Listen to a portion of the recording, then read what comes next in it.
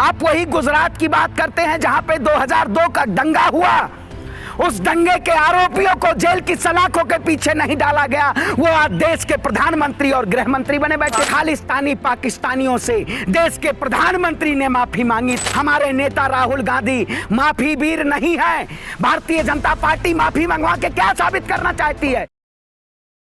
वही ये सूरत कोर्ट है जहां पे न बिल्किस बानो को न्याय मिला, न संजीव भट्ट को न्याय मिला, न जाकिर जाफरी को न्याय मिला। जिस तरीके से भारतीय जनता पार्टी षड्यंत्रों के जरिए राहुल गांधी के संसद की सदस्यता को छीनने का काम किया, ये पूरे देश की जनता जान रही है। चौकीदार का 4 ही यार, भाषण भ्रम भ्रष्टाचार, मोदी जी इसी पे टिके हुए हैं। ये ऐसी सरकार है जो देश की जनता को गुमराह करके और सत्ता में काबिज है। हमारे पास विकल्पों की कमी नहीं है। हम राहुल गांधी के लिए हाईकोर्ट जाएंगे, जबकि हमारे पूर्व के नेता ने, सीनियर नेताओं ने कहा है, क्या आजाद भारत के इतिहास में ऐसा कभी हुआ है कि भारतीय जनता पार्टी के शासनकाल में लोगों को न्याय मिल पाया हो?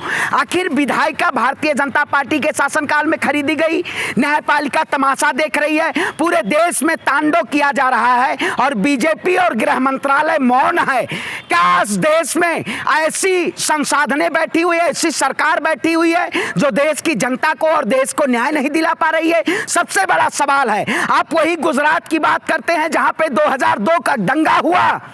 उस दंगे के आरोपियों को जेल की सलाखों के पीछे नहीं डाला गया। वो आज देश के प्रधानमंत्री और गृह मंत्री बने बैठे हुए। कह रहे न्याय नहीं मिल रहा है, बीजेपी कह रही न्याय मिला तो ओबीसी समाज का जिसने अपमान किया हो, कोर्ट ने उसको लेकर फैसला दे दिया। आप बताइए, नीरव मोदी क्या ओबीसी हैं? मेहुल चौकसी क्या ओबीसी हैं? विजय माल्या के ओबीसी हैं? एक कहानी आपको हम बताते हैं। घर वाले चिल्लाए चोर आया चोर आया, घर वाले को ही 2 साल की सजा हो गई। क्या ऐसा देश में कानून में प्रावधान है? अगर आप चोर को चोर कहेंगे तो आपके संसद से सदस्यता छीन दी जाएगी, आपकी आवाज को दबा दिया जाएगा। क्या ये सरकार इस देश में इतनी तानाशाही पे आ चुकी है? यही सरकार थी जो किसानों को आतंकवादी, खालिस्तानी, पाकिस्तानी, देशद्रोही कहती थी और उन्हीं खालिस्तानी पाकिस्तानियों से देश के प्रधानमंत्री ने माफी मांगी थी। आपको याद होगा, देश की जनता जान चुकी है कि देश के प्रधानमंत्री आने वाले समय में राहुल गांधी से माफी मांगेंगे कि मुझसे गलती हो गई। जो संसद की सदस्यता रद्द हुई उसमें सबसे बड़ा योगदान मोदी जी का था। माफी राहुल गांधी जी को मांगनी थी। अगर माफी मांग लेते तो जेल जाने से बच जाते। तलवार लटकी हुई है, अब आप जेल जा सकते हैं। अरे भाई, जनता की अदालत है ना। जब जनता चुनाव के दौरान, अभी कर्नाटक में आप देखेंगे, कर्नाटक में चुनाव 13 मई भाजपा गई, 24 में भाजपा का सुपड़ा साहब। अंतिम संस्कार किसका होगा? जो तानाशाह करेगा। आपने देखा होगा, इससे पहले बहुत बड़ी कहानियां आपने देखी होंगी, जो भारतीय जनता पार्टी मनगढ़ंत कहानी बना के और सत्ता पे काबिज होना चाहती है। आप उठाइए, मोदी जी तो कहते हैं किसी भी भ्रष्टाचारी को बचना नहीं चाहिए। मैं कहता हूं ADR की रिपोर्ट उठाइए। अगर जो लोग कहते हैं भ्रष्टाचारी हमारी सरकार में नहीं है, उन्हीं के शासनकाल में हेमंत बिस्वा के ऊपर कितना बड़ा भ्रष्टाचार था।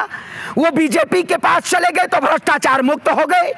आप बताइए, बताएंगे पत्रकार महोदय? नहीं बताएंगे, आपको पता नहीं चलेगा, क्योंकि आपके लिए तो मोदी जी सबसे बड़े। तो हेमंत बिस्वा शर्मा कहते थे ना कि राहुल गांधी इनको समय नहीं देते थे। वो जब मिलने आते थे तो अपने कुत्ते को बिस्किट खिलाते थे। अरे अब कहते हैं अपने पार्टी के नेताओं के लिए सम्मान ही नहीं। वही कहते हैं ना, वो आदमी कहता था बीरबल की खिचड़ी किसी ने देखी नहीं, मोदी जी का झूठ किसी ने देखा नहीं।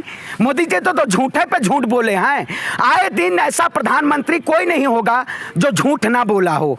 प्रधानमंत्री ने विकास पे झूठ बोला, आज तक विकास बड़ा नहीं हुआ, 9 साल से ज्यादा हो गया। मोदी जी ने पता ना कब विकास को पैदा किया था, पता ही नहीं चला। ये देश की जनता ने नहीं जाना। मोदी जी देश का विनाश किए हैं। किसानों के ऊपर कौन बुलडोजर चलवाने का काम किया था? किसानों के ऊपर लाठी डंडे बरसवाने का कौन काम किया था? ये देश का किसान जान रहा है। महिलाओं के सम्मान की बात जो कहते थे, उन्होंने बेटी बचाओ बेटी बचाओ का नारा दिया था, ये देश की जनता जानती है। क्या प्रधानमंत्री एक संवैधानिक पद पे बैठे हुए, उन्होंने जब जाके कर्नाटक में कहा कांग्रेस हमारा कब्र खोदना चाहती है, मोदी जी ने तो अपना ही कब्र खोद लिया। अगर राहुल गांधी के बयानों को अगर पूरे लाइव टेलीकास्ट में दिखाया जाए तो ये सीधे तौर पे प्रधानमंत्री को पता चल जाएगा। राहुल गांधी जी ने क्या कहा था कि विश्व स्तर पे भारत का एक ऐसा संविधान है जो विश्व में सबसे बड़ा है, लेकिन देश के प्रधानमंत्री को ये पता होना चाहिए, वो केवल झूठ पे झूठ वायदे करते रहे हैं। देश में जाके राहुल गांधी बोल रहे हैं लोकतंत्र खत्म हो रहा है, देश का अपमान कर रहे हैं। और अगर आपने अभी कहा ना कि प्रधानमंत्री ने किसानों से माफी मांगी, तो राहुल गांधी जी को भी मांग लेनी चाहिए। नहीं, राहुल गांधी जी ने कौन सी ऐसी गलती की है?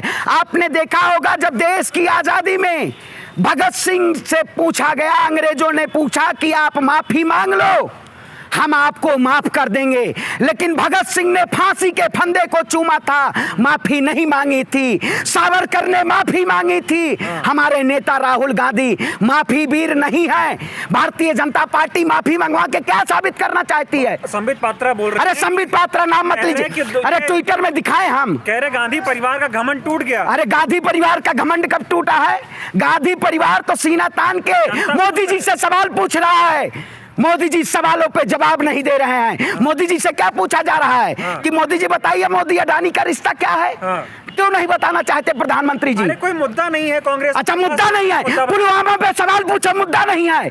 40 जवानों को शहीद करा के मुद्दा कौन सा है? अतीक अहमद है? पुलवामा के 40 जवान शहीद हुए, उस पर प्रधानमंत्री जी का जवाब नहीं है। जब पूर्व राज्यपाल ने सत्यपाल मलिक ने खुलासा किया, उसके पास से देखा है अपने मीडिया में पुलवामा का मुद्दा चला है। सत्यपाल मलिक इतने सत्यवादी थे तो उसी दौरान बोल देना चाहिए। इतना वक्त क्यों लगाया? 4 साल बाद सच क्यों बताया? आप बताइए, उस वक्त सीबीआई जो बीजेपी करती है, सीबीआई, ईडी, एनआईए, ऐसे तमाम षड्यंत्रों के जरिए लोगों को फंसाने का काम करती है।